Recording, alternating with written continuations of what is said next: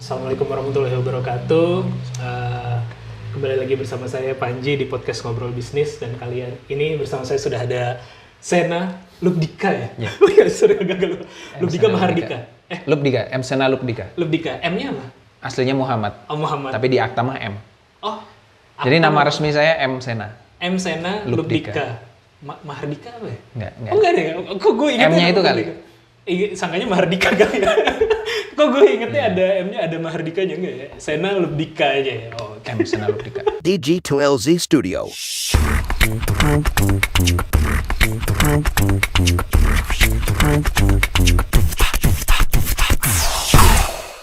Yang sekarang menjadi kalau gue lihat itu terakhir ketua atau pendiri Gapatma. Ya, Operasi. Gapatma itu lebih ke media tentang demokrasi ekonomi gitu ya, komunitas dan media. Tapi yang terbaru yang demokrasi kita itu. Demokrasi kita itu. Koordinator lah ya bahasanya kalau di demokrasi kita. Oke, koordinator demokrasi kita. Cuman kita bahas dulu nih. Sebenarnya tadi kita udah ngobrol offline ya, pas sebelum di record ya, bahwa terakhir kita ketemu itu sebelum COVID, aku ingat di Jakarta. Yeah. Waktu itu kita ngebahas koperasi itu memang. Kayaknya itu juga termasuk yang banyak denger tuh kalau lihat di Spotify-nya gitu. Nice. Jadi kayaknya banyak orang tertarik ya terkait dengan itu. Itu kayaknya 2020 berarti ya, 5 tahun lalu. Iya, zaman-zaman ya sebelum COVID Karena kita masih ketemu fisik kan pada waktu itu. di Jakarta. Di Jakarta, ada salah satu coworking space gitu. Terus berikutnya kita online, masih bahas sekitaran koperasi, dirimu mendirikan atau bikin gerakan jaminan ini ya, universal apa sih? Basic income. Ya, universal basic income. Jamsta. Bahasa Indonesianya itu apa? Kalau di Indonesia kan bikinnya kita istilahnya Jamsta. Jamsta. Jaminan pendapatan dasar semesta. Oh ya, jaminan pendapatan Dasar. semesta. Itu kayaknya 2022 atau 2021. Itu sekitaran COVID juga. COVID juga ya. Soalnya aku ingat programmu di Jogja, terus oh ini menarik banget nih. Waktu itu memang lagi karena COVID, isunya kan terkait basic income. Betul. Gitu. Terus sekarang 2025, tiba-tiba aku ngelihat dirimu, nanti akan kita bahas juga. Iya. Entah lagi frustasi atau memang gerakan terstruktur nih dari tahun lalu, tiba-tiba ngomong mau bikin partai. Nah jadi Berniat untuk eskalasi dari koperasi, lalu bikin apa tadi ya, Jamsta, lalu sekarang mau bikin partai. Mungkin boleh diceritain dulu bro, ini stagingnya dari mana? Urut-urutannya bisa sampai ke akhir kayak gini gitu. Update kehidupan lah istilahnya sekarang. Update kehidupan ya. Kalau boleh dibilang ringkasnya dulu kali ya, nanti bisa didalami satu-satu. Emang awalnya itu keresahan dasarnya adalah kesenjangan ekonomi gitu ya. Kesenjangan pendapatan maupun kekayaan. Waktu zaman habis kuliah itu ya coba cari solusi. Apa nih kesana kemari? Oke, koperasi jadi salah satu opsi solusi. Karena koperasi itu kan demokrasi ekonomi dan demokrasi politik gitu kan. Jadi demokrasi ekonomi itu realisasinya tuh si koperasi. Kalau di UUD kita kan pasal 33 itu ada kata-kata demokrasi ekonomi, tapi penjabarannya itu normatif lah. Realnya itu sebenarnya di koperasi. Demokrasi politik kan satu orang satu suara untuk menentukan kekuasaan, siapa yang jadi presiden, DPR dan seterusnya. Kalau demokrasi ekonomi itu di koperasi, kalau PT kan satu lembar saham satu suara. Jadi makin banyak lembar sahamnya, makin banyak suaranya makin besar, makin bisa mengendalikan. Kalau di koperasi itu mau ngasih simpanan berapapun, suaranya tetap sama. Oke, berarti kesetaraan mungkin bisa di-solve lewat situ gitu ya, koperasi. Makanya dibikinlah Gapatma tadi, karena yang kita lihat, oh Indonesia kurang contoh baik dari luar negeri. Orang perlu imajinasi dulu, orang perlu contoh dulu untuk terdorong bikin gitu kan. Walaupun ekosistem di Indonesia juga belum terlalu baik. Nyoba beberapa tahun ngebikin yang namanya Gapatma, demokrasi ekonomi. Isinya ya konten, komunitas, saling diskusi, yuk gimana kita bisa bikin koperasi yang bagus, yang bener. Karena di Indo, koperasi yang kita kenal cuma gitu-gitu aja, intinya mah itu ya. Tapi berjalan beberapa tahun frustasi dengan situasi, karena kita udah beberapa kali ketemu yang berminat atau semangat untuk bikin koperasi, tapi nggak sustain bisnis koperasinya. Jadi berbasis semangat, tapi tidak perform secara bisnis. Karena gini lah, bikin bisnis itu udah susah, bikin bisnis koperasi makin susah, banyak yang berjatuhan. Terus awalnya kan kita pengen support teman-teman yang bikin koperasi, tapi banyak yang Oh jadi berjatuhan. Jadi yang waktu itu dibikin dengan Gapatma ataupun apa ya waktu itu bentuknya apa? Gapatma. Namanya Gapatma itu. Ya, lebih ke media komunitas, saling support. Tapi itu sendiri bukan koperasi ya. Jadi itu lebih ke support nanti kalau dia mau Support, koperasi iya. mau belajar dari di situ atau kalau ada koperasi mau konsultasi idealnya seperti apa akan diceritakan oleh Gapatma gitu ke mereka gitu ya. Iya, kita bisa nemenin gitu ya. Kita bikin satu lagi namanya Moscow Lab yang lebih konsultasi lagi gitu lah ya. Kan Gapatma lebih Media. agitasi media gitu. Tapi tadi ternyata sulit, memang realitanya sulit, ekosistemnya sulit, tidak bisa hanya berdasarkan semangat karena kan kalau mau sustain ya bisnisnya harus benar. Tapi kapabilitas bisnis, simpelnya orang yang punya kemampuan bisnis, ngapain bikin koperasi? Ini lu bikin perusahaan aja gitu. Atau kerja di perusahaan yang udah proper gitu kalau punya skill yang bagus. Kurang menarik sehingga sustainability bisnisnya koperasi susah. Termasuk ya kita coba beberapa bikin sendiri karena kayak tadi mau support teman-teman tapi ternyata kok susah, yaudah kita yang bikin. Itu pun juga sulit. Dulu pernah nyoba usaha software house, terus ada adik bikin usaha konveksi yang dikoperasikan gitu ya, tapi ya sulit. Jadi sebelum didalamin lagi kalau aku lihat mungkin semenjak COVID itu banyak banget model bisnis yang istilahnya kolektif ya. Itu juga gayanya kayak koperasi kan sebenarnya kolektif. Dasar pemikirannya iya. Karena banyak yang bahasanya itu swakelola, terus ya kolektif, kebersamaan. Kalau prinsip-prinsip dasarnya biasanya bisa disetarakan dengan koperasi karena koperasi pun juga lahir awalnya di koperasi modern ya. Awalnya lahir di Inggris pun juga ya dengan semangat bareng-bareng tadi itu. Terus dari koperasi ternyata frustasi gitu ya. Iya, kayak nggak ketemu solusi nih gitu ya. Kayak tadi kesulitan untuk membangun ekosistem dan membangun contoh yang baik gitu kan. Karena itu penting banget kalau di Indonesia ya. Iya, Tapi karena kan orang perlu waktu contoh. dulu kita cerita, Dirimu cerita yang di luar udah banyak banget yang berhasil kan. Banyak banget di luar yang berhasil. Brazil atau apa ya waktu Di itu. Spanyol, Spanyol ya. UK, Amerika pun udah mulai bermunculan gitu ya. Eropa sih yang cukup matang di sana. Tapi emang di sini susah. Ada dua konsep yang kita pengen dorong, koperasi pekerja namanya, sama koperasi multi pihak. Tapi ya masih kesulitan lah untuk sesuatu yang beneran jadi keren orang pengen ngikutin gitu. Sudah perjalanannya di tengah itu ketemu konsep yang menarik yaitu universal basic income gitu kan. Apalagi ketika kita ketemu COVID, kan orang-orang ya butuh gitu, macet kan, pendapatannya macet, ada yang kena PHK, ada yang bisnisnya nggak bisa jalan. Gimana kira-kira? Ya, sebelum COVID itu ya sempat ngobrol sama beberapa temen, universal basic income. Ya orang punya hak hidup, cara memenuhi hak hidupnya gimana? Uang tunai aja. Karena orang yang berhak untuk menentukan kebutuhan kita tuh apa. Jangan yang in kind atau barang gitu ya. Karena kesannya kita sebagai yang ngasih sok tahu dia butuh apa gitu. Terus dalam perjalanannya ada beberapa acara, ketemu orang-orang yang semangatnya sama. Ada namanya Kongres Jamesta, yaitu ketemulah banyak think tank, NGO, organisasi, komunitas yang pengen membawa konsep UBI itu ke Indo. Di luar kan udah cukup rame ya. Terus ditranslate sebagai Jamesta tadi, jaminan pendapatan dasar semesta.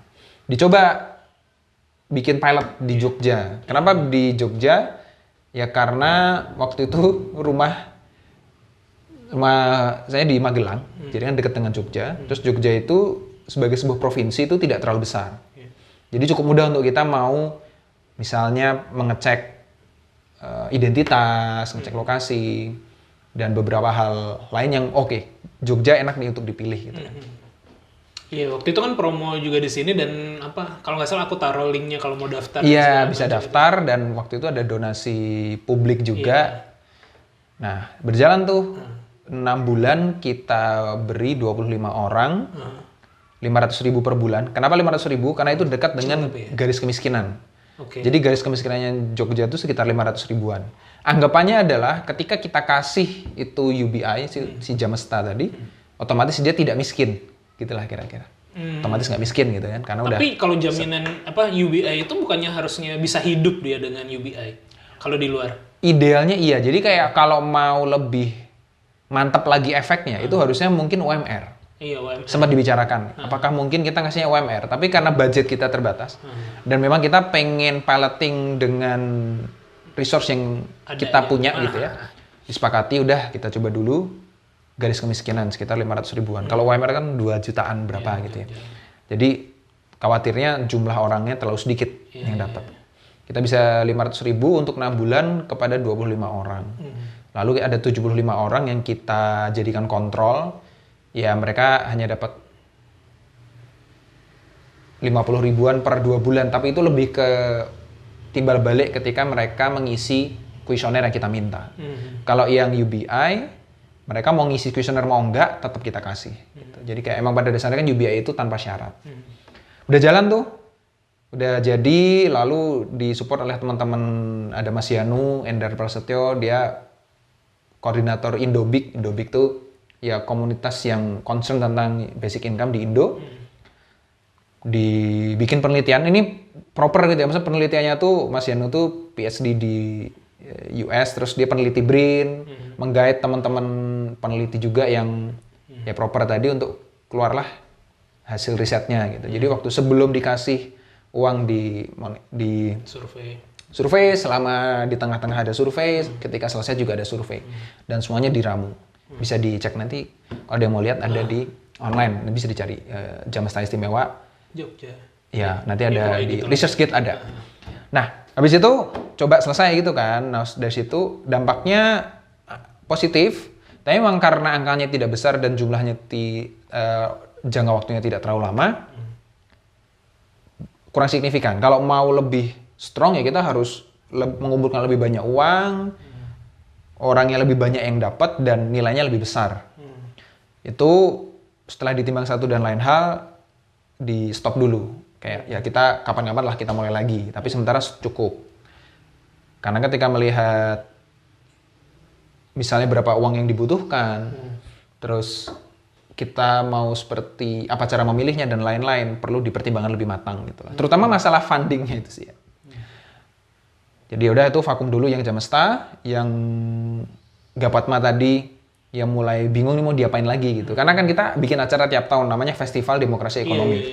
Itu dari 2022 dibikin. 2023 skip dulu, 2024 kita tuh makin lama makin kehabisan. Ini siapa lagi yang mau diundang? Kira-kira begitu. Balik ke masalah tadi. Orang yang sebelumnya pernah kita undang nih, oke kita semangat mau bikin, ada koperasi pekerja ini, koperasi konsumen itu. Beberapa tahun kemudian pas kita mau invite lagi misalnya, temanya apa? Udah pada berjatuhan gitu, udah nggak ada. Bisnisnya tidak sustain. Terus ya udah 2024 sambil nyari-nyari, dilalah timingnya Pilpres nih. Ya kan Februari 2024. Pilkada, ya. Pilpres dulu kan, Pilpres sama Pileg dulu. Iya, Pileg ya. Kalau Pilkada kan Akhir. November. Iya. Ya. Nah pas Februari 2024 itu ya ngikutin kan debat segala macem. Sebenarnya dari hasilnya dan semua proses yang ada di baliknya, ya intinya kita kecewa gitu kan, kayak dengan kok kelihatannya politik kita gitu-gitu aja gitu, nggak lepas dari cengkraman orang-orang tertentu gitu, dan itu lagi, apalagi dengan makin kelihatan sebenarnya koalisi politiknya itu ya nggak ada oposisi gitu, ya kan sampai sekarang kayak nggak ada oposisi. Waktu itu kan namanya Kim Plus, hampir semua partai masuk ke sana. Terus waktu pilkada, tapi lucunya di Indonesia itu kan kayak yang pusat tuh sangat solid gitu ya. Oh semuanya gabung nih di Kim Plus. Di Jakarta juga seperti itu, semuanya gabung ke sana. Hampir semua deh.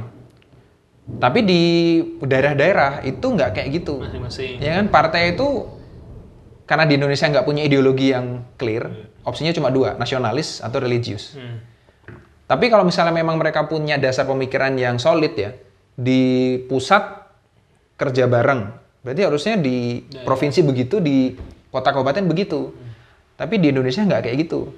Di pusat kerja bareng, di Jakarta oke kerja bareng, tapi di pilkada-pilkada se-Indonesia itu beda-beda. Terfragmentasi gitu. Ada yang temenan, ada yang musuhan, ada yang di pusat musuhan, di daerah temenan gitu. Jadi dasarnya apa gitu? Oh hanya sekedar kepentingan aja. Nah terus lahirlah, oke kita harus ngelakuin sesuatu yang memastikan suara rakyat Bandung, waktu itu kita kecilin skopnya ya, nasional terlalu berat kelihatannya, Bandung aja. gimana memastikan suara rakyat Bandung itu beneran jadi policy yang dibuat oleh mereka yang terpilih, gitu. Wali kota terpilih.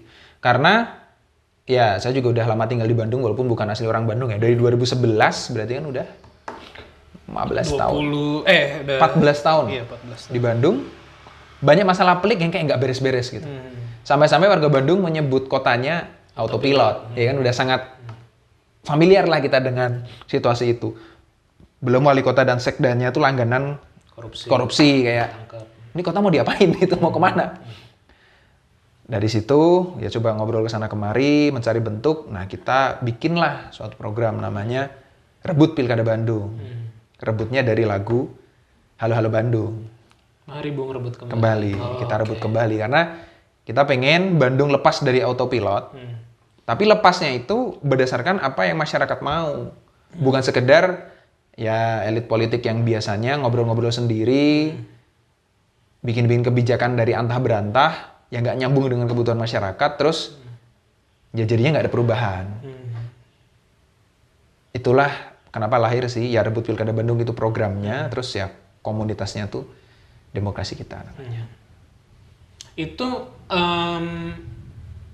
korelasinya sebenarnya pertanyaan pertamanya gini, menjalankan itu semua yang tadi Gapatma, terus juga bikin Jamesta, terus demokrasi kita,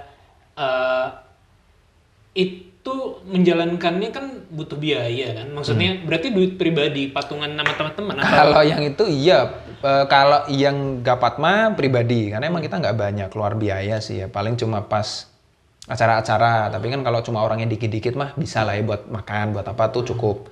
Ada juga waktu Gapatma tuh ya ada yang sponsor untuk FDE, ya orang-orang yang sama-sama punya kepinginan gitu ya terhadap koperasi dan demokrasi ekonomi. Kalau yang Jamesta itu kita bikin fundraising.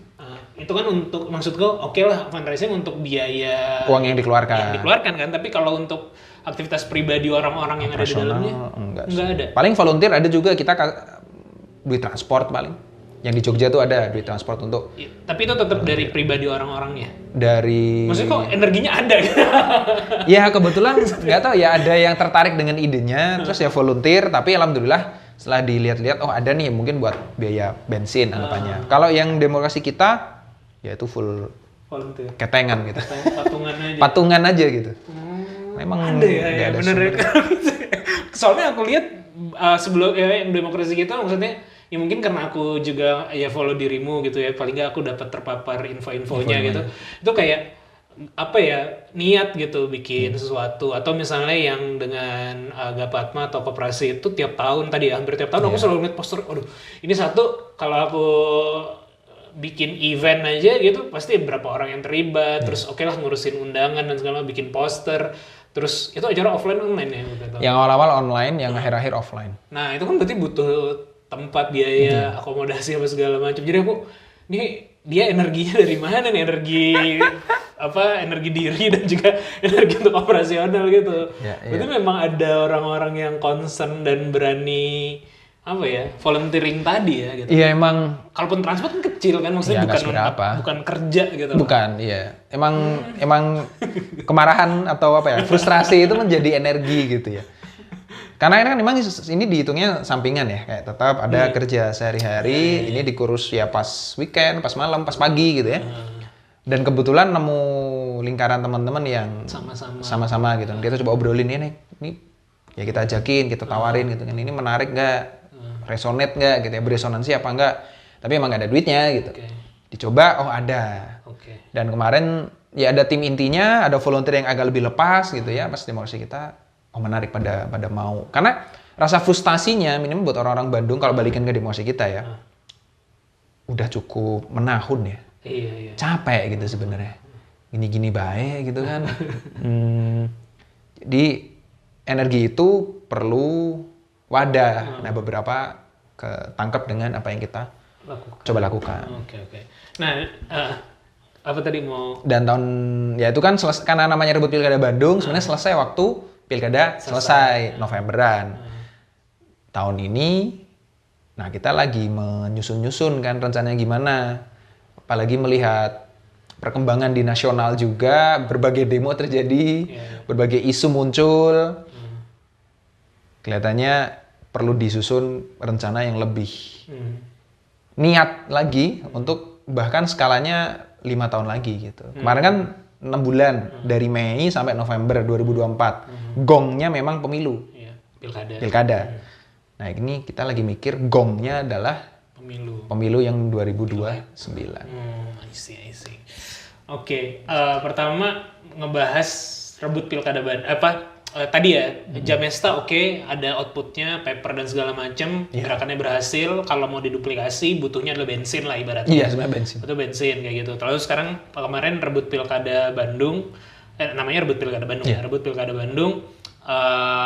Kalau nggak salah terakhir kan kontrak politik atau apa ya? Iya, outputnya itu ada dokumen namanya Aspirasi Wargi Bandung 2029. Itu adalah ya ringkasan FGD, semua FGD proses gitu ya. sebelumnya yang merangkum warga Bandung itu, wargi Bandung concernnya 5 hal.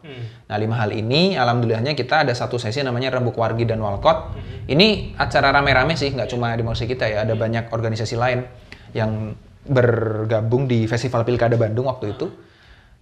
Itu kita bikin komitmen publik gitu ya. Siapapun yang terpilih, alhamdulillahnya 4-4-nya hadir ya, semua calon. Tolong ini semua dipikirin gitu ya. Mereka tanda tangan untuk mewujudkan itu. Dan yang terpilih kan Kang Farhan. Walaupun waktu itu yang tanda tangan Kang Erwin yang bisa hadir ya. Karena Kang Farhan ada acara lain. Itu outputnya. Nah, follow up-nya yang kita lagi mau rancang lagi supaya selain nyiapin yang 2029, apa yang bisa kita lakukan supaya 5 misi utama itu terwujud, walaupun memang kita sekarang masih di luar pemerintahan. I see.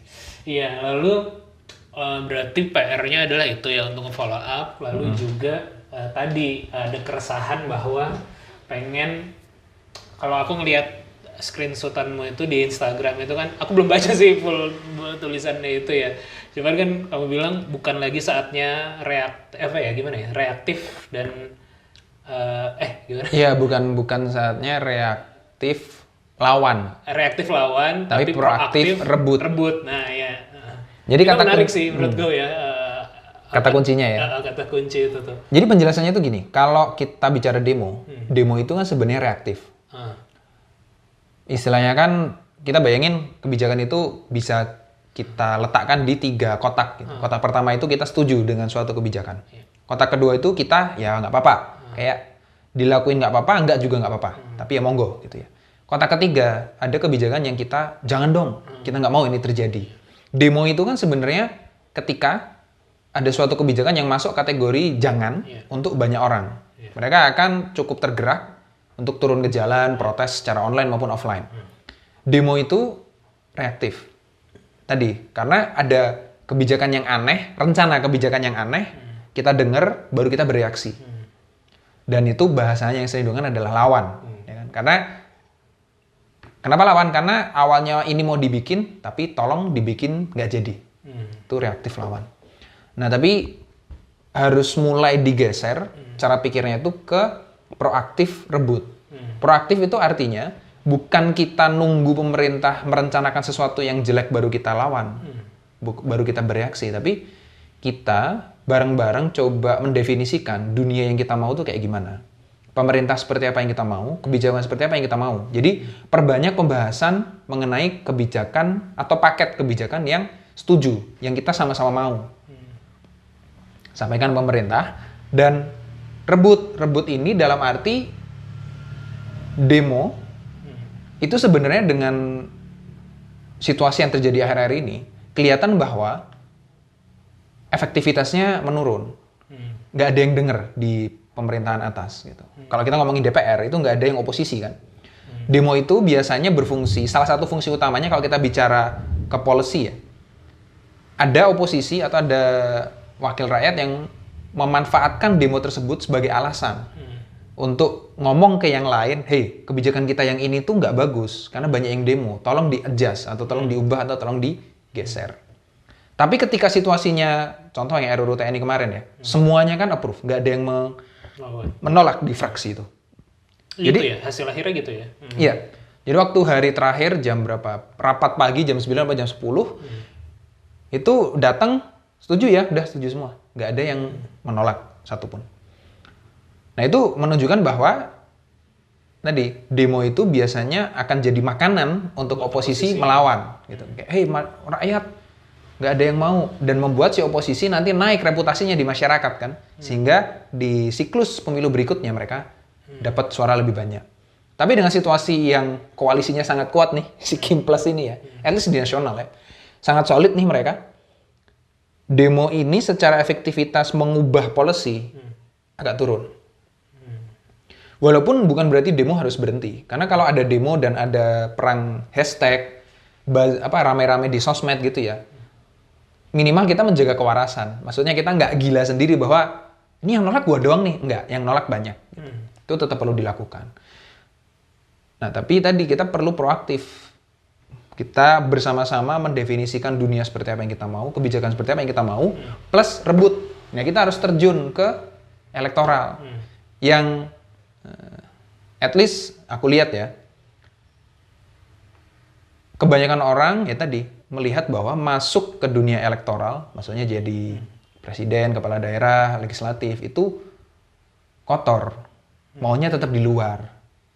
Jadi kan bahasa Indo kan lawan gitu, kayak kita ngomong, tolong didengerin dong, terus ubah. Kelihatannya harus dirombak itu pola pikir. Kita yang harus jadi pembuat kebijakan, gitu. Bukan hanya mendorong atau influencing pembuat kebijakan. Tolong dong, ubah dong, enggak. Masuk, kita yang nulis. Gitu. I see. Itu maksud dari proaktif dan rebut. Jadi kata kuncinya rebut, tidak hanya lawan. Iya, narasi berikutnya kalau nggak salah kan nulis juga ya, nulis tadi ya kebijakan dan segala macam. Cuma secara mekanisme mekanisme yang benar dalam kita berproses menyampaikan atau melihat hasil kebijakan ya, atau ketika kebijakan itu disusun gitu ya. Sebenarnya kan kita punya perwakilan rakyat gitu ya, DPR tadi ya, Betul. Orang-orang yang kita pilih gitu, ataupun yang tidak kita pilih gitu kan, untuk duduk di sana. Kalau dirimu ngelihat itu udah nggak efektif lagi, maksudnya dalam artian misalnya Bandung gitu, anggap aja asal sebut aja ya, misalnya 80% menolak nih contoh RUU TNI kayak gitu. Nah, berarti kan anggota DPR RI yang dari Bandung, yang terpilih di Bandung, mendengarkan aspirasi masyarakat Bandung, dan juga menolak, bukan based on oposisi ataupun non-oposisi, tapi based on kewilayahan dan basis elektoral mereka yang memilih mereka, gitu kan? Seharusnya. Kalau itu udah nggak works lagi menurutmu? Kedepannya enggak, karena ada dua hal. Satu, sebenarnya kalau di Indonesia atau pernah works nggak ya gitu? Kalau bisa jadi sebelumnya works ya, karena buatku pribadi juga menaruh perhatian lebih banget ke politik itu juga memang baru akhir-akhir ini. Maksudnya sebelumnya tuh bahkan ketika bicara koperasi itu kan ceritanya kita bisa membangun kotak kita sendiri gitu ya. Kayak si koperasi itu yang memenuhi kebutuhan kita, memenuhi kebutuhan kita akan pekerjaan, makanan, dan teman-temannya gitu ya. Pada waktu itu prinsipnya adalah yang penting pemerintah tidak mencolek-colek, tidak mengganggu-ganggu. Tapi lama-lama dipikir, ternyata mengganggu gitu. Maksudnya merepotkan gitu ya. Dan kehidupan kita tuh hampir semua tuh terpengaruh oleh politik. Kalau di Indonesia tuh dapil tadi ya, hubungan antara ternyata aku di dapil X, dapil X ini wakilku di DPR adalah Pak Abdul gitu ya. Ini ngawur aja ya, Pak Abdul. Hubungan kita dengan Pak Abdul ini nggak jelas kalau menurutku. Dan ya, mungkin aku tanya sekalian aja ke Mas Panji. Mas Panji tahu nggak di dapilnya Mas Panji ini sekarang Bandung, wakil kita siapa di DPR? Aku milihnya di Jakarta. Jadi di Jakarta. Yang aku pilih yang menang sih yang di DPR RI ya, yang di DPR apa sih di bawahnya, DPRD ya. Kalau di Jakarta kan cuma ada dua ya. Ya, DPRD provinsi sama provinsi. DPR. Ya, DPR RI sih menang yang aku pilih, tapi yang DPRD itu nggak menang gitu. Dan aku belum tahu siapa yang menang ya di DPRD itu ya. Hubungannya terus terang yang di pilkada tahun ini ya, pilek tahun lalu itu aku tuh cukup serius dalam memilih siapa pileknya. Okay. Jadi aku DM-in satu-satu yang mau aku pilih gitu. Di Instagram yang respon adalah beberapa gitu. Niat. Jadi ada beberapa yang respon. Jadi misalnya aku lihat list namanya gitu, yang DPR, RI, oh ini kayaknya yang aku tertarik ada 2 orang atau 3 orang nih, coba aku DM lah. Terus yang DPR D itu juga ada beberapa partai aku coba DM yang respon. Ya alhamdulillah kalau ada yang respon, nggak ada sih, ada beberapa yang respon gitu. Nanya tentang apa ya, arah kebijakan iya atau? saya Panji, saya dapil di sini tapi saya tinggal di Bandung, saya nggak ngerti nih apa yang mau saya pilih, lo jelasin dong kayak gitu sebenarnya. Random kayak gitu, lo jelasin dong apa sih yang membuat lo ini kayak gitu. Jadi karena kan saya tinggal di Bandung tapi KTP Jakarta kan, jadi kita nggak ngerti siapa yang, kalau saya nggak ngerti siapa ya, nggak ngerti isunya gitu. Kalau lebih hatam Bandung lah sebenarnya. Cuman karena kita diharuskan memilih di sana sesuai dengan ini. Jadinya nanya seperti itu gitu ke tuh, ada yang ngerespon, ada yang enggak gitu. Oke. Jadi pola hubungannya, kalau ditanya pola hubungannya, ya bisa jadi mereka ngerespon ketika pada masa pemilihan lagi aja gitu ya. Betul. Misalnya di wali kota pun ya waktu sebelum kampanye wali kota Bandung itu ada ya wali kota terpilih itu masih suka chat-chatan pada waktu itu. Pas sudah kepilih saya coba chat lagi kan. Alhamdulillah kemarin lebaran masih direspon lah saya apa namanya, selamat lebaran kayak gitu lah. Jadi masih ada lah gitu. Dan kalau ke wali kota Bandung yang terpilih itu saya juga awalnya dari DM Instagram terus berlanjut ke WA kayak gitu. Jadi biasanya sih pola hubungan saya segitu, tapi mungkin itu agak, dan itu baru tahun ini juga gitu. Jadi kayak effortnya agak lebih gede aja sih, nggak menjalin hubungan di situ pun ada, karena ini podcast sumber bisnis ya, ada determinasi atau objektif kaitannya sama bisnis juga gitu. Karena bisnis saya kan mostly dengan government gitu kan, jadinya ada selain kepentingan partisipasi publik atau partisipasi politik gitu ya, di sisi lain ada kepentingan pragmatis juga. Ketika gue ngobrol sebagai person atau orang di Dapilo, nanti mungkin ada suatu saat gue bisa ngobrol sebagai gue yang punya bisnis dan pengen berhubungan bisnis kayak gitu. Jadi makanya effortnya mungkin agak lebih besar lebih ngoyo gitu ya. Meluangkan waktu effort di situ. Tapi yang Pileg DKI itu memang baru malamnya, karena memang saya baru nyampe Jakarta malamnya, besok memilih, lihat-lihat yang di website KPU itu kan, saya DM aja lah, ini nggak ngerti juga. Ibu saya kan di Jakarta udah dapat duit. Siapa dari di kampung saya itu di Jakarta semua udah dapat, suruh milih siapa, adalah yang punya duit child access. Cuman saya kan tetap, ibu saya udah dapat duit, bilang, Mas kamu di rumah kita ada sekian kakak gitu, ada 2 kakak gitu, ibu udah dapat duit segini nih per kakaknya gitu. Ini real ya. Ya realita memang masih. Oh udah dapat duitnya, ya udah saya milih yang lain aja bu. Nggak ngaruh juga gitu. Jadi itu real kayak gitu sih. Bahkan di Jakarta ya, maksudnya yang katanya orangnya udah agak ya lebih mending lah ya. Lebih mending gitu. Tapi pun kalau nanti capaian tercapai gitu ya, akan dapat lebih lagi sih kampung saya itu ya. Cuman ya timbal baliknya. Iya, cuman yang penting kayaknya menang juga sih yang dari itu sih. Modal. Ya jadi kalau pola keterhubungan, kalau saya pribadi sebenarnya seperti itu. Cuman ya tadi layernya adalah belum tentu juga murni karena aspirasi politik, tapi bisa juga ada unsur saya sebagai pebisnis yang pengen menjalin hubungan lah kayak gitu. Jadi agak bias ya. Kecampur, tapi nggak apa-apa juga bayangan saya. Kayak tadi ya, yang saya sendiri happy ya dengan situasi sekarang tuh, makin banyak orang yang menyadari politik itu mempengaruhi segalanya gitu. Karena sebelumnya kan kadang orang mikir ya udah sih siapa yang kepilih juga hidup gue tetap gini-gini aja, nggak bisa. Makin lama orang makin sadar. Yang paling rame tuh waktu itu yang makin banyak sadar, saya perhatiin ya. Contohnya yang masalah LPG 3 kilo. Jadi pada sadar, wah ternyata kalau salah kasarannya, kalau bukan berarti kita politik itu kita nggak bisa cuek gitu, karena akan ngaruh ke semuanya gitu. Contoh LPG itu contoh kecil yang berasa ke semua orang. Kalau balik ke tadi ya, Mas Panji berarti ada dorongan lebih gitu kan. Itu pun juga H-1 sebelum mau nyoblos gitu kan. Iya. Maksudnya bayangin kebanyakan orang, apalagi ketika terpilih Mas. Orangnya terpilih nih. Udah lupa lah.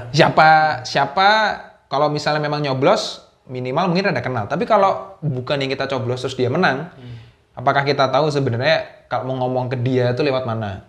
Kalau di luar, yang saya tahu US ya. Kalau ke US itu pesan yang disampaikan itu cukup mudah karena gini, kalau lo nggak suka dengan suatu kebijakan, telepon atau hubungi representatif lo gitu ya, si ya DPR-nya gitulah ya.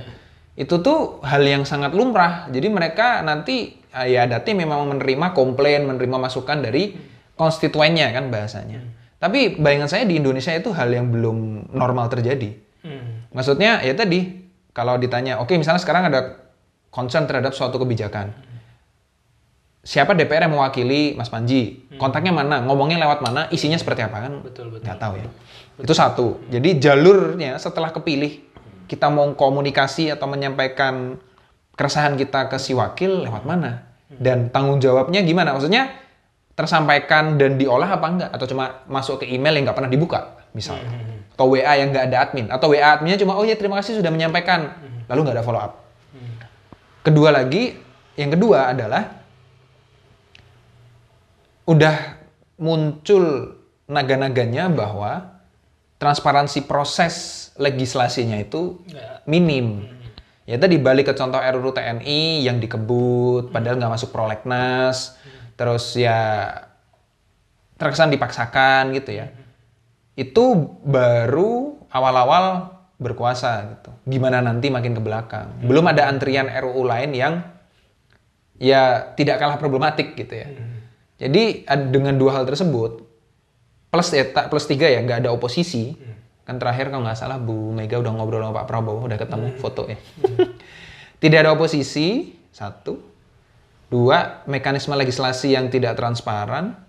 3, ketidakjelasan jalur komunikasi antara kita dengan wakil rakyat yang sudah terpilih. Kelihatannya nggak bisa diharapkan. Tapi sekali lagi bukan berarti demo itu harus berhenti atau enggak, jangan demo atau jangan bikin ribut di sosmed. Tetap ada ketidaksukaan Pak Prabowo dan penguasa, maksudnya para DPR terpilih itu terhadap keributan. Tetap ada nggak suka. Jadi tetap harus muncul itu. Iya, cuman kalau ada apa ya? Problemnya adalah di mekanisme tadi ya, mekanisme penyampaian aspirasi atau mekanisme si anggota DPR ini mengambil aspirasi ya, vice versa ya, maksudnya kita bisa kontak ke mereka atau mereka datang ke kita untuk minta saran atau minta ini gitu ya, walaupun ada mekanisme apa sih, reses dan segala macam harusnya itu terjadi, cuman nggak terjadi.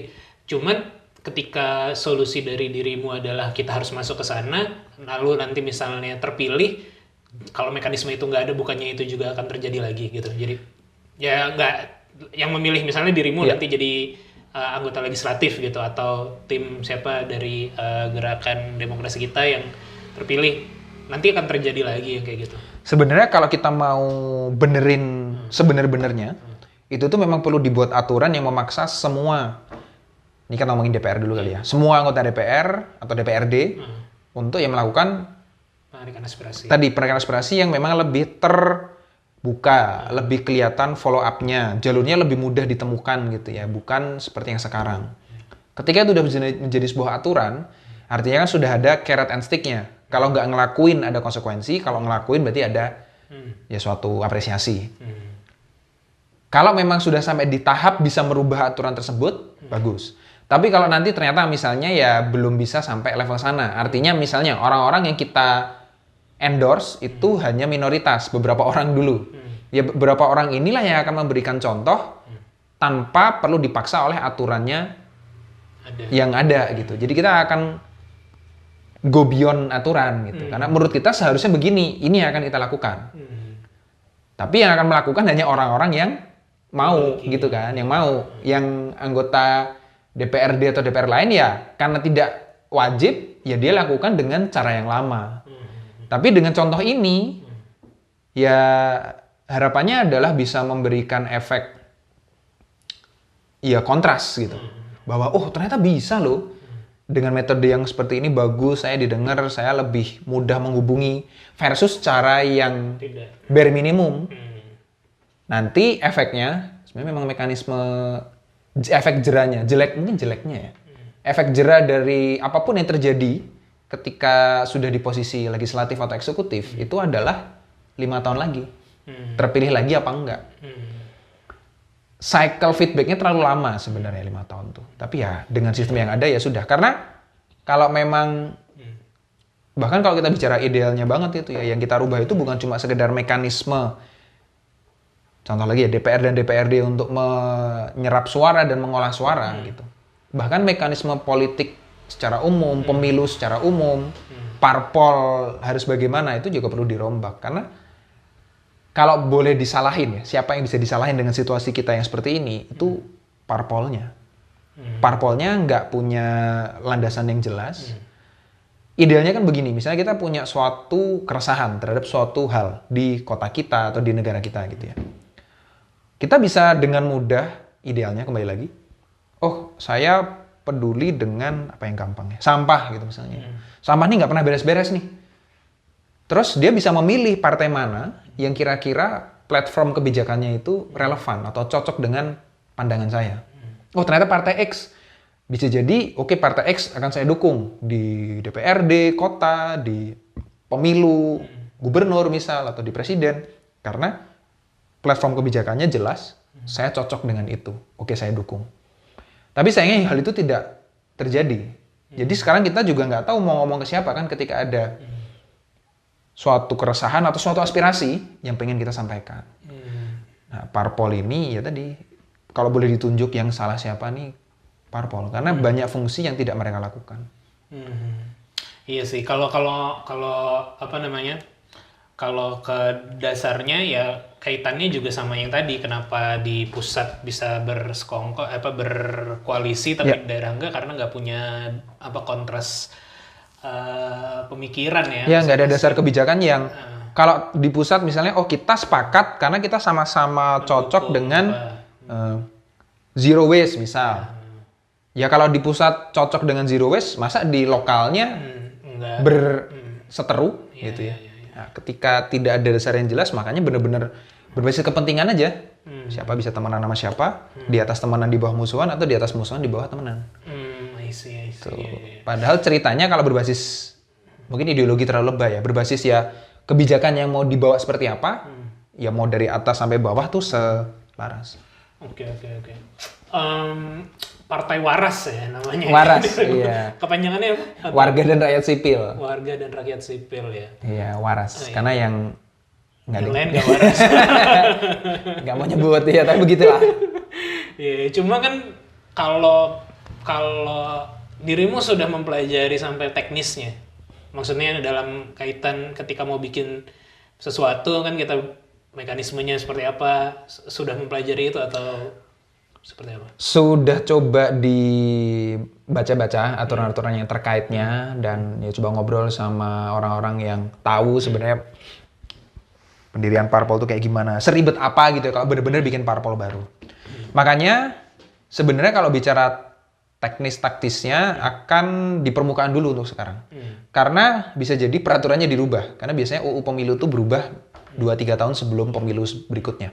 Di permukaan itu maksudnya seperti apa? Jadi kayak untuk yang sekarang pemilu itu untuk bikin, misalnya ini bikin parpol ya harus punya kantor di seluruh, saya lupa berapa, 50 atau 75% provinsi.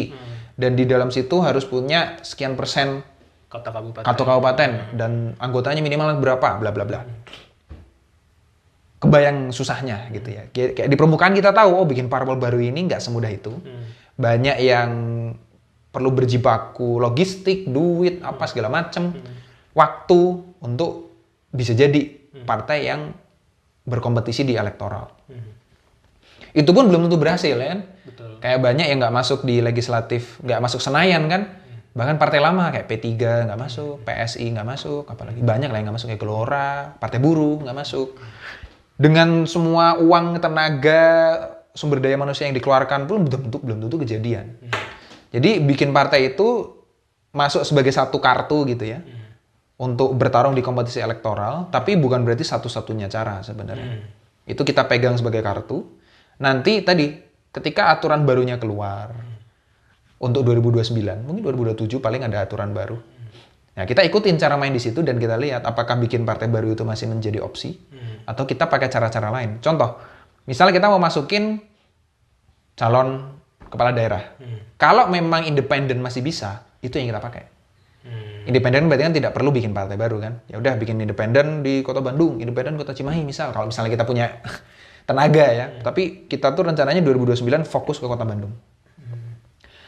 Kalau kepala daerah masih bisa independen, bagus. Tapi kalau aturannya diubah, ya kita ikut aja. Maunya gimana? Karena isunya kan mau dirubah ya, cara memilih kepala daerah itu. Untuk masalah legislatif daerah, yaitu DPRD, sampai sekarang memang harus partai. Karena nggak ada calon independen untuk DPRD sampai sekarang. Nah, kalau yang di situ, tadi opsinya adalah kartunya bikin partai baru, atau nyari partai yang kita bisa kongsian. Kalau nggak satu, ya beberapa. Karena realitanya itu, kalau Mas perhatikan ya, banyak partai yang ketika mendekati pemilu legislatif itu oprek, ya kan? Mereka oprek siapa nih yang mau jadi calon legislatif, ya daftar. Itu sebenarnya juga salah satu tanda kekurangannya partai. Gitu.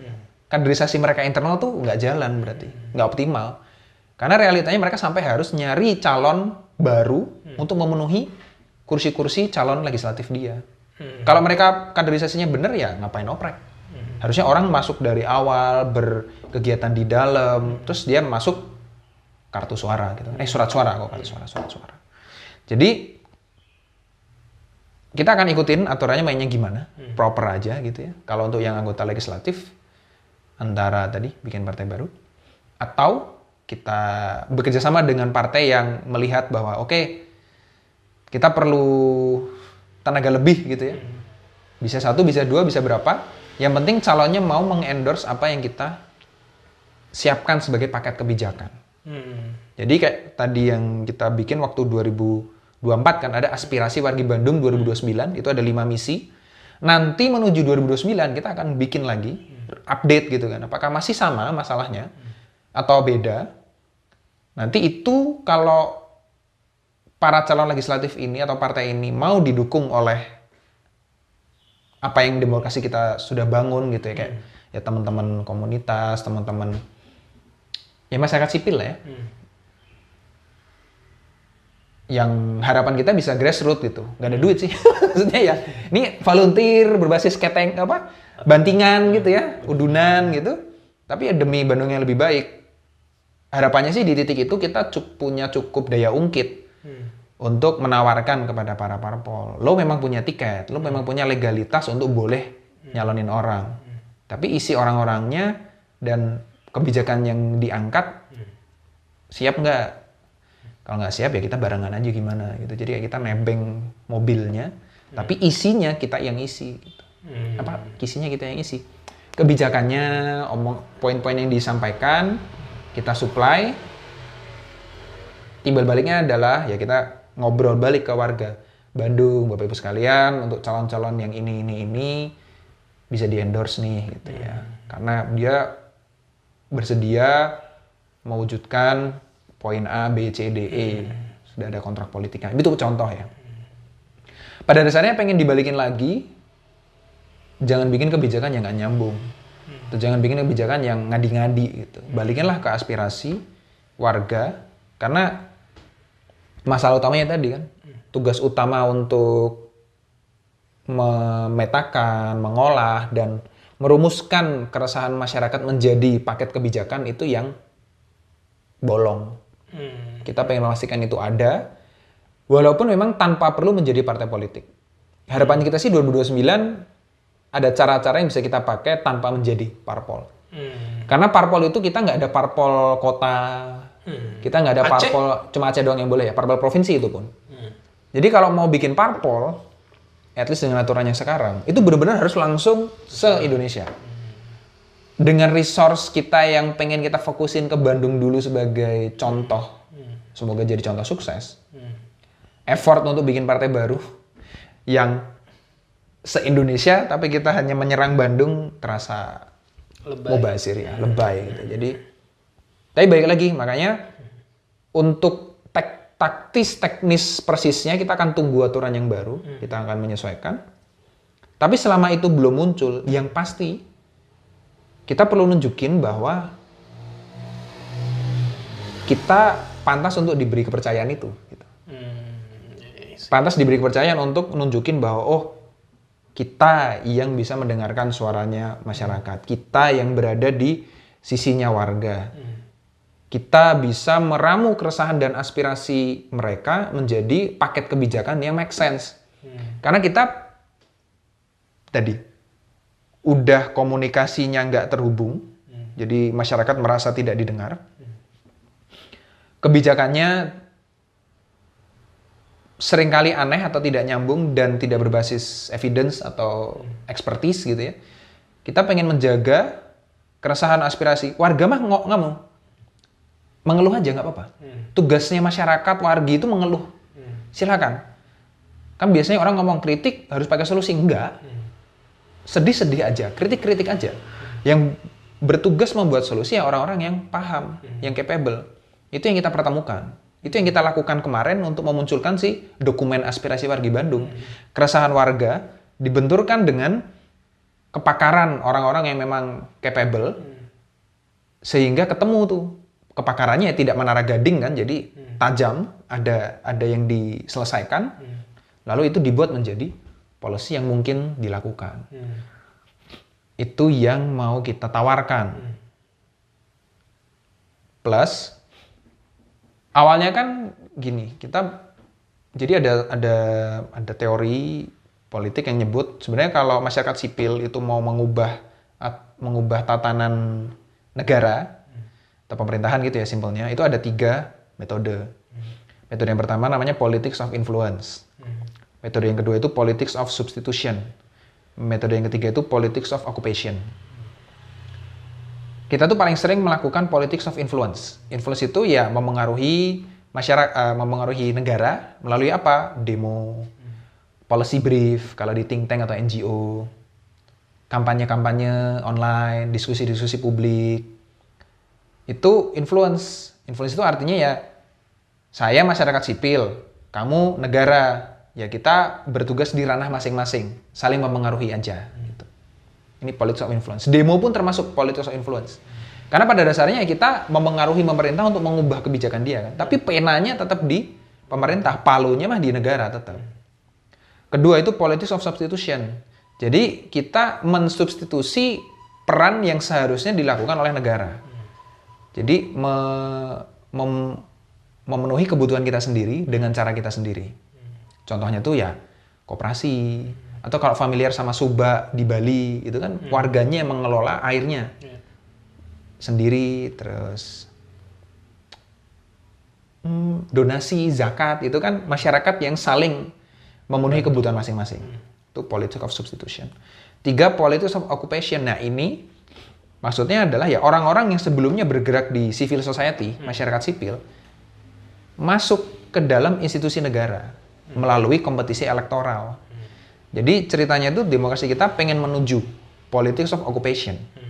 Jadi orang-orang yang sebelumnya berada di pinggir, di luar, masuklah ke pemerintah. Jangan di pinggir terus, jangan di luar terus, jangan influence doang. Tapi menuju ke sana caranya gimana? Ya 2. Supaya kita punya kans untuk masuk, kita harus menunjukkan ke masyarakat apa sih yang kita pengen, apa sih yang kita berbeda dari status quo gitu kan, berbeda dari yang situasi yang sekarang ada, dan dengan cara substitusi. Kita membayangkan, kita kan kemarin ada beberapa usulan kebijakan. Awalnya kita mikirnya ya udah kita monitor di luar, ngobrol sama dinas, ngobrol sama Pak Farhan, Pemkot, untuk menginfluence beliau, Pak tolong ini kebijakannya kesini bisa nggak? Karena balik lagi anggaran mah di mereka, wewenang untuk bikin aturan juga di mereka, maksudnya negara dan Pemkot kan, itu influence. Tapi kita melihat nggak bisa kayak gitu.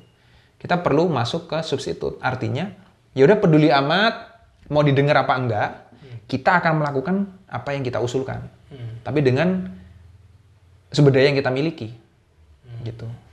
Jadi 5 misi yang sudah kita petakan tentang macet, infrastruktur, sampah, korupsi dan transparansi ya, satu lagi itu ekonomi. Kita akan coba bikin program-program yang real, yang dikelola oleh masyarakat sendiri yang bisa menyelesaikan masalah-masalah tadi.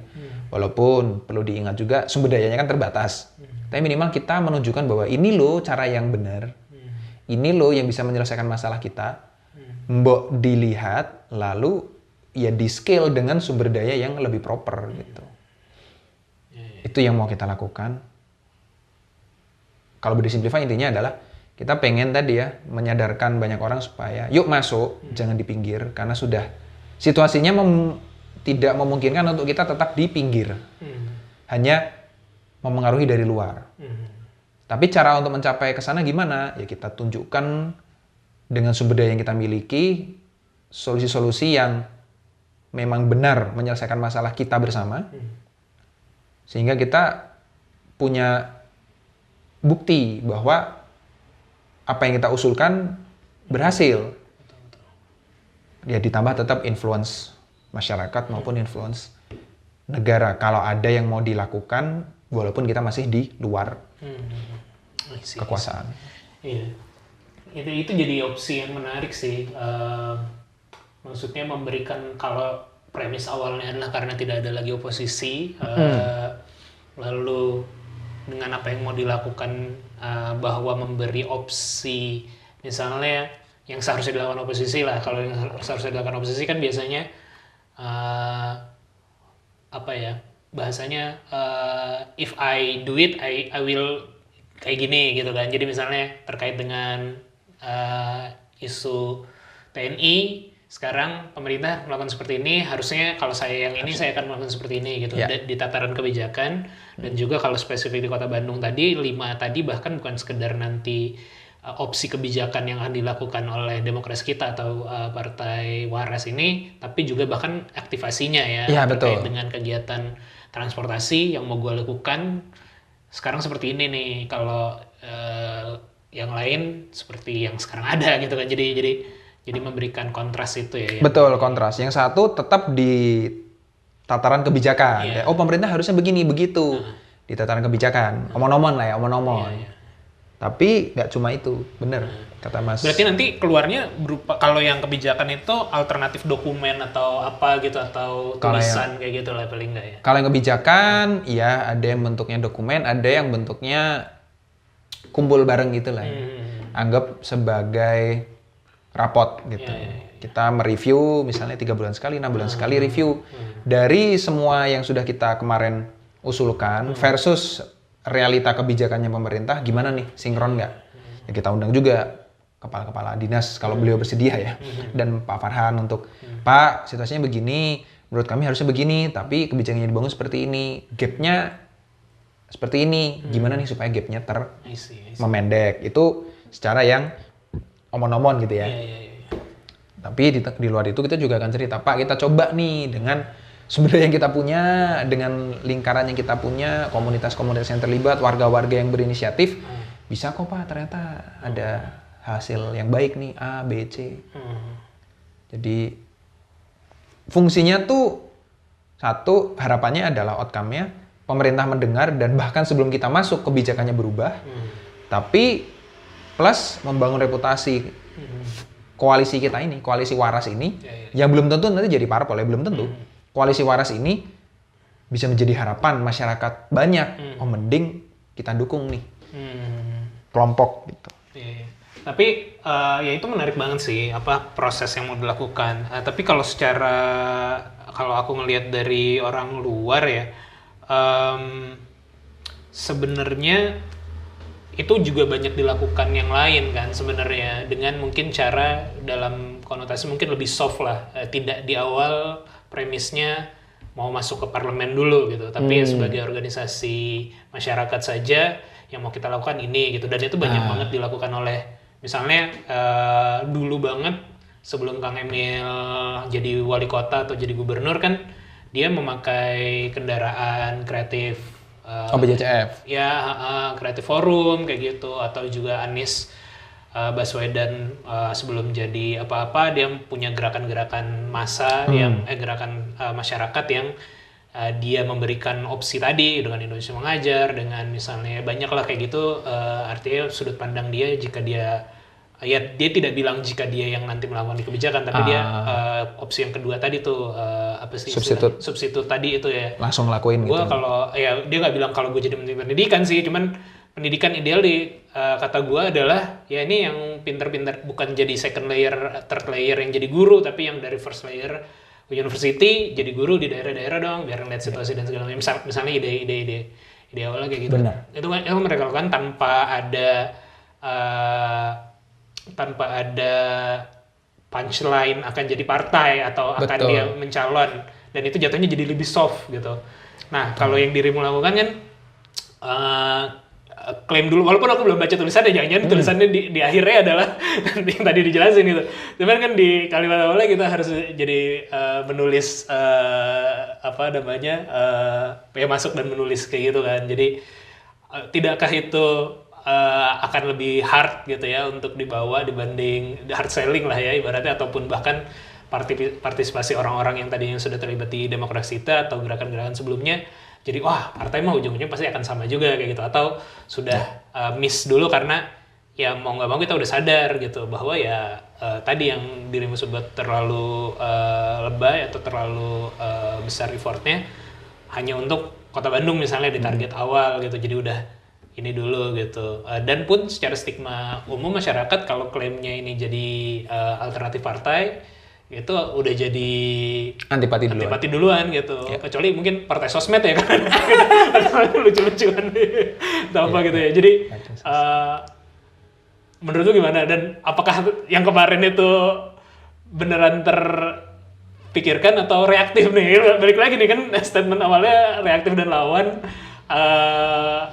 proaktif dan rebut gitu. Jangan-jangan yang kemarin gara-gara 2 minggu atau 2 bulan terakhir ini terlalu banyak hal-hal yang jadi tulisan itu tulisan reaktif ya? Kepancing gitu. Manas. Iya. Sebenarnya memang kekhawatiran itu ada, Mas Maji, bener itu. Bener dalam arti nanti malah orang jadi terlalu hati-hati gitu ya. Kok jadinya ke situ kita ngomongin parpol dan teman-temannya. Pun yang jelas-jelas mau jadi partai aja dulu, misalnya Nasdem kan dulu bikin apa ya, lupa lagi namanya, atau Gelora sebelumnya kan bikin kelompok-kelompok masyarakat atau apa organisasi gitu ya. masyarakat yang baru di 2027-nya baru dia rubah kan gitu kan. Tapi pun menuju ke sana 3 tahun awalnya masih jadi ormas gitu, sedangkan dirimu di statement awal udah di awal seperti itu. Atau itu mau jujur aja? Sebenarnya tuh memang tadi ya, kita bicara rebut pilkada Bandung itu pilkada selesai, dah. Tapi demokrasi kitanya kan lahir memang dari keresahan situasi politik.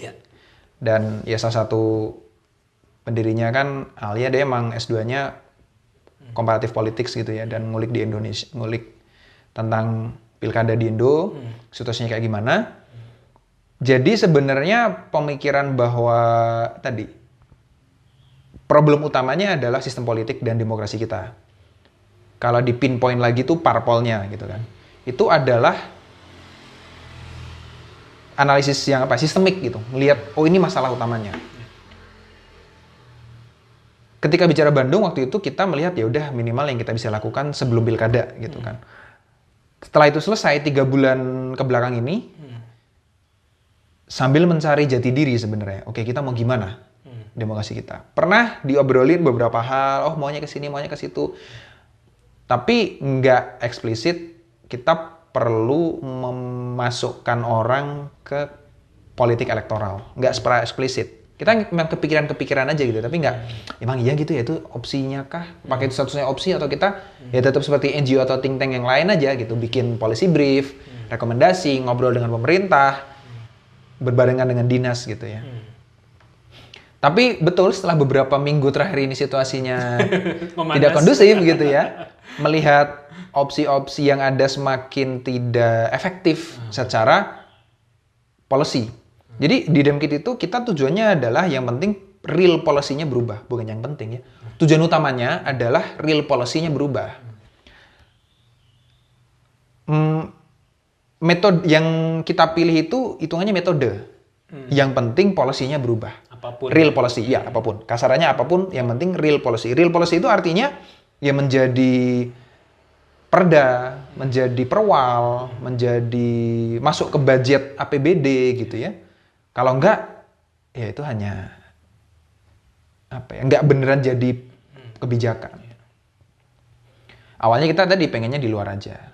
Tapi melihat realita yang terjadi di nasional, tendensi yang terjadi dengan makin tidak ada oposisi, makin kentara bahwa masalahnya memang di parpol, ya kita membayangkan kita sok mikir jauh. Oke, tadi kan masalahnya adalah sistem politik, terutama parpol, ngebenerinnya gimana? Nasional ngebenerinnya. Tapi langsung nasional ya kali gitu. Siapa kita gitu. Wah, berat gitu. Kita. Iya, tagline ya. Ngomongin langsung nasional, wah berat gitu. Apa yang bisa kita lakukan dengan lebih terbayang? Bandung. Makanya 2009 tadi, oke, Bandung yang jadi target kita. Kita pengen naruh orang di mana? Eksekutif dan legislatif. Eksekutif masih ada jalur independen. Mungkin parpol nggak menjadi suatu paksaan gitu ya. Tapi begitu bicara legislatif pun, ya tadi, kita bisa nebeng. Atau ada partai yang kekurangan power, ya kita dukung dengan power yang kita punya. Jadi kayak kita lihat rencana jauhnya, yang mana artinya kita harus, dan kemarin itu mencoba mencari sejarah, Mas. Sejarah di berbagai negara, bagaimana perubahan politik itu terjadi. Awalnya demo, awalnya bahkan di ini ya, negara-negara yang sempat mengalami diktatorship militer. Mirip kayak kita zaman Soeharto dulu. Apa sih yang berhasil menurunkan mereka? Oke, demo itu salah satu trigger. Tapi sebenarnya perubahan yang paling drastis itu terjadi ketika ya orang-orang yang sebelumnya berada di luar pemerintahan masuk. Bahkan ada yang sampai di Bolivia itu ngubah UUD, ngamandemen UUD gitu. Tapi syaratnya apa? Ya syaratnya beneran masuk ke elektoral gitu. Karena pada dasarnya ini yang legitimate. Misalnya gini, kalau di kebanyakan perubahan pemerintah itu ya kalau mau opsinya cuma legitimate, maksudnya ya lewat pemilu kalau dia demokrasi ya. Atau kudeta. Kalau mau kudeta harus yang punya senjata. Yang bisa kudeta kan kebanyakan militer. Kan kita bukan orang-orang militer. Kita kan waras nih, warga dan rakyat sipil. Senjata yang kita punya adalah ya tadi, makanya saya juga bilang, ya terserah aturannya gimana, mau diubah seperti apapun, monggo silahkan. Kita ikutin cara mainnya, sehingga ketika nanti kita masuk, nggak bisa protes. Walaupun di sejarah pun di berbagai negara, selalu ada halangan gitu lah ya. Kayak, syarat yang ini tidak terpenuhi, misalnya di provinsi ini, kota ini, ternyata kamu nggak punya kantor. Dibikin-bikin gitu kan. Tapi selalu ada cara untuk mensirkumven hal tersebut. Jadi kalau dari kita kayak ngebenerin negara, membuat negara ini lebih baik itu kan mimpi besarnya. Terus menyadari lingkup yang kita miliki, oke kita kecilin ke Bandung. Lalu apakah memang harus jadi partai politik? Itu makin kentara solusi yang itu solusinya makin kelihatan dengan dinamika politik akhir-akhir ini. Gitu. Tapi baik lagi kalau kita bicara kota Bandung, mungkin nggak perlu bikin dulu. Nantilah waktu masuk nasional kita baru bikin parpol.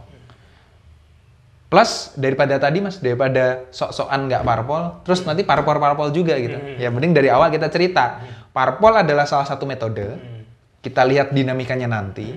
Kalau memang nggak perlu ya nggak usah. Yang penting objektifnya. Iya, yang penting objektifnya tercapai. Apalagi sebenarnya, semoga ya, kalau yang di Bandung kita bisa lakukan dua hal tadi ya, masukin wali kota sama masukin legislatif tanpa membangun parpol baru, itu justru akan semakin kelihatan kontrasnya bahwa demokrasi kita melakukan tugasnya parpol tanpa menjadi parpol. Nah, parpol yang beneran ngapain? Parpol yang beneran itu adalah sumber masalah. Tapi sumber masalah ini bukan berarti kita bisa pinpoint elemen parpol doang. Ini sistemik gitu kan. Nah, kita bisa berargumen lebih kuat lagi bahwa nantinya kita selesaikan di nasional gitu. Tapi perjalanannya harus bertahap. Kira-kira begitu ceritanya. Jadi awalnya tuh memang ya udahlah mungkin nanti perlu bikin parpol kali, kayak bercanda-bercanda doang gitu kayak. Tapi memanas ya. Memanas kayak elektoral kelihatannya harus terjadi. Nah, waktu siapa aja tadi orangnya yang dirimu sama? Berempat. Ya sebenarnya awalnya agak yang akhir ini lebih sering tuh aku, ada Alia, ada Alia tuh perempuan? perempuan, ada Mbak Mita sama Manda. Oh, perempuan semua? Iya, 3 cewek. 3 cewek. Oh, iya. Yang inti lah ya, yang lain tuh kadang ngobrol Joy bareng lah. cabut ya. Biar lebih ini gitu. Tapi ya menurutku ya perjuangannya menarik lah gitu ya. Mudah-mudahan apa yang dicita-citakan berhasil. Tapi kalau ngadi-ngadi ya, maksudnya ngadi-ngadi dalam artian melihat sistem yang ideal ya. Menurut kamu gimana sih? Aku sempat kepikiran ya dari obrolan tadi kita gitu ya, ketika non partai itu bisa juga di legislatif. Aku keinget kayaknya zamannya Pak Harto atau dia habis reformasi ya, baru enggak gitu kan, dulu ada perwakilan tuh. Kayak perwakilan mahasiswa, ada perwakilan apa lagi ya? Ya dulu tentu saja ada perwakilan TNI ya. Iya, ada fraksi gitu. ABRI. Iya, fraksi ABRI, fraksi pemuda atau fraksi Iya, kan mahasiswa. ada. Apakah itu menurutmu bisa jadi opsi masuk ke legislatif non partai ya? Jadi kayak kita di antara mahasiswa misalnya milih apa orang gitu. Kalau zaman dulu kan kalau nggak salah yang siapa namanya tuh Fadlizon atau Fahri Hamzah ya jadi perwakilan. Oh, sempet ya? Fraksi. Sebelum enggak, makanya aku lupa sebelum 98 apa pas 98 menuju Megawati ya, menuju setelahnya ya gitu ya. Jadi menuju Gus Dur dan ininya atau di masa Habibie doang ya, atau sebelumnya itu tuh ada tuh yang seingat aku zamannya perwakilan ABRI, perwakilan, nah kalau nggak salah ada perwakilan pemuda atau perwakilan mahasiswa gitu. Makanya si Fahri Hamzah atau si siapa Fadlizon itu bisa ada di sana sebelum mereka punya partai kan, atau mereka ada di anggota partai.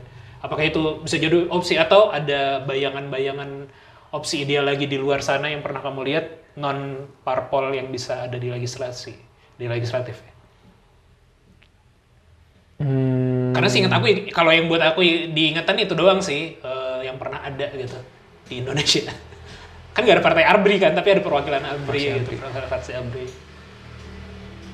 Belum tahu. Ya? Belum kebayang sih sebenarnya kalau spesifiknya bagian mana yang harus dibenerin. Karena kalau sudah sampai di titik kita perlu berbicara di level nasional, baru akan didalami. Tapi kayak kita sekarang bisa bilang masalahnya di situ, tapi yang lebih baiknya seperti apa? Belum ya? Belum. Tapi kelihatan banget masalahnya di putusnya suara antara masyarakat dengan parpol. Iya, parpol dan juga wakil rakyatnya itu ya. Sebenarnya sih mungkin kalau bayangan singkatku ya, kalau kalau ada mekanisme yang bisa dibuat sekarang itu ya tadi sih, cara menghubungi wakil rakyat atau kotak posnya lah lebih mudah, atau email yang terbaca, atau misalnya kalau kita lihat wakil rakyat yang bio Instagramnya ada link dan bisa kontak, itu akan lebih mudah lah sebenarnya untuk memfilter awal calon kita yang baik dan tidak ya, yang sudah calon yang bisa ataupun yang sudah terpilih nih kerjanya bagus apa enggak, lo dihubungi aja nggak bisa, atau bahkan di level eksekutif saya juga sering ngecek-ngecekin tuh. Tapi lagi-lagi karena aspirasi bisnis ya.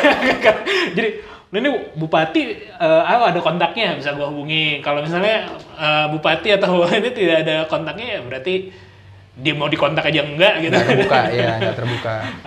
Ya nanti emang maksudnya di dunia yang mudah kita menghubungi kan harusnya bisa lah. Betul. Bisa kita hubungi dan bisa di reach juga gitu kan. Mungkin itu kalau dari aku sih parameter pertama ketika melihat calon, dan juga ketika dia kerja, lo kemarin ada nih link chat WA, sekarang udah nggak ada gitu. Iya, berarti memang udah bisa dihubungi nih. Bisa dihubungi gitu, kayak gitu sih. Iya. Paling minimal itu, betul. Sama, atau kalau yang sementara kebayang adalah ya catatan fraksi apa atau anggota DPR yang mana itu ngevote apa di RUU yang mana. Gitu. Jadi, iya. Tapi itu kelihatan ya? Siapa fraksi tapi bukan orang per orang ya? Kalau nggak salah Indonesia tuh fraksi. Bukan siapa nggak bisa orang per orang. Harusnya tuh sampai orang ya. Kalau di US tuh sampai kayak gitu kan. Ada isu apa, siapa vote yes, siapa vote no itu kecatat semua. Jadi kita bisa menilai. Oh di isu ini lo nggak align sama gua. Ya udah di cycle berikutnya kita selesai. Maksudnya kita akan milih orang lain. Kalau di Indonesia fraksi itu, fraksi apa milih apa kelihatan tapi? Enggak.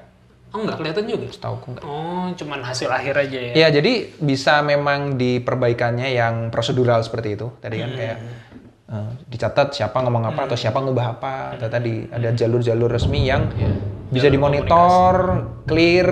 Kalau nggak ada follow up, ada konsekuensi.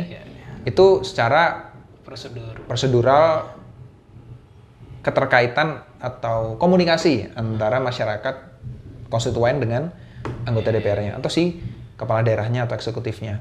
Tapi itu hanya satu part dari masalah. Iya, betul. Kalau mau benerin sistemiknya nanti perlu dipikir lagi. Oke deh. Belum kebayang detailnya. Kita tahu salahnya di sini tapi ngebenerinnya gimana belum jadi concern. Ya oke Sen, thank you. Semoga berhasil dan mudah-mudahan kan 2 project sebelumnya tuh kendala utamanya mungkin masalah di sustainability kan. Iya. Coba mulai dipikirkan juga nih biar sustainnya bagaimana agar kita bisa ada harapan juga lah gitu ya, sesuatu yang menarik gitu untuk bisa kita exercise nanti ke depannya gitu. Dan pengen lah ngobrol sama teman-teman yang lain nanti kalau misalnya ini ada waktu kita bikin. Ya, ini juga masih ya mencari-cari bentuk ya. Karena tadi bahkan sebenarnya kan tapi dari sudut pandang bisnis ya, karena ini podcast bisnis. Aku sering banget ketemu sama orang politik dan segala macam gitu ya. Mereka bilang tuh partai politik bisnis yang bagus. Sebagai bisnis ya. Sebagai sebuah bisnis. Sebagai bisnis bagus gitu loh. Lo oke, perlu modal, tapi terukur modal tadi. 1 ruko per tiap desa dan segala macam lah. Gaji orang segala macam. Nanti dalam tanda kutip dengan mekanisme tentu saja yang sekarang ada ya, yang mana itu kurang baik gitu ya. Bahwa mereka jualan tiket kan sebenarnya kan. Jualan tiket tuh ada namanya jualan, ada nilainya ada kan. Harganya. Ada harganya gitu. Nah, itu bagus tuh dari surat rekomendasi itu adalah sebuah biaya, surat rekomendasi itu dijual, surat apa selanjutnya setelah surat rekomendasi pokoknya dari bakal calon tuh dijual, nanti udah jadi calon dijual. Jadi partai politik bisnis yang bagus sebenarnya. Semua dipiduitan ya. Semua ya kalau pragmatis ya di situ ya. Cuman kan makanya tadi aku pengen coba kalau ada ide-ide ngadi-ngadinya di mana pernah ngelihat kita bisa lihat seperti apa. Iya, nanti perlu dipikirin juga tuh. Benar. Ya makanya mari kita lihat. Ini pun juga sebenarnya balik ke masih mencari jati diri kan. Yang sudah clear ya tadi teman-teman yang bergerak di demokrasi kita untuk melakukan rebut Pilkada Bandung. Untuk rencana yang 5 tahun ke depan ini masih ya kita godok-godok lagi dan kita akan coba tarik orang-orang yang resonate ya dengan idenya. Tapi ya let's see. Dan mungkin di-remind lagi lah si Kang Erwin, Kang Farhan ini yang terpilih gitu atau diajak ngobrol lagi. Kita udah sempat ngobrol sama Kang Farhan tapi sebelum pelantikan. Setelah pelantikan susah. Nanti kita lihat. Iya, harus. Maksudnya bukan susah sih apa? Ya berarti. Ya kita juga sungkan sih, maksudnya mau ngambil waktu beliau harus ada yang lebih bermanfaat lah gitu buat beliaunya. Ya atau ya dari yang tadi kalau misalnya udah salah satu jadi model lebih itu lebih tajam gitu. Jadi waktunya kayaknya beliau juga cukup apa ya kalau ngeliat di sosial medianya sih ya lagi-lagi ya. Cukup menerima lah kemana-mana. Iya, beliau kan salah satu tagline-nya adalah kalau di Bandung bukan kompetisi, adanya kolaborasi. Kemarin waktu kita ketemu 2 kali itu ya cukup welcoming gitu. Harapannya nanti ke depan bisa lebih nyambung. Karena tadi masuk ke kompetisi politik elektoral itu adalah metode untuk mengubah policy. Selama kita belum masuk, apapun itu ya kita lakukan untuk mengubah policy. Objektifnya intinya itulah, means-nya nanti apapun yang mau diambil lah itu mah. Kita lihat sebagai metode aja. Thank you Sen sekali lagi. Terima kasih Sama-sama. juga udah dengerin sampai akhir. Semoga ada manfaatnya. Sampai ketemu lagi di podcast Ngobrol Bisnis episode selanjutnya. Bye. Jangan lupa follow @demokrasikita.id. Oke, @demokrasikita.id sama tadi search Jamesta itu ya. Oh, Jamesta Actimat. Aku tertarik sih sebenarnya. Thank you, bye.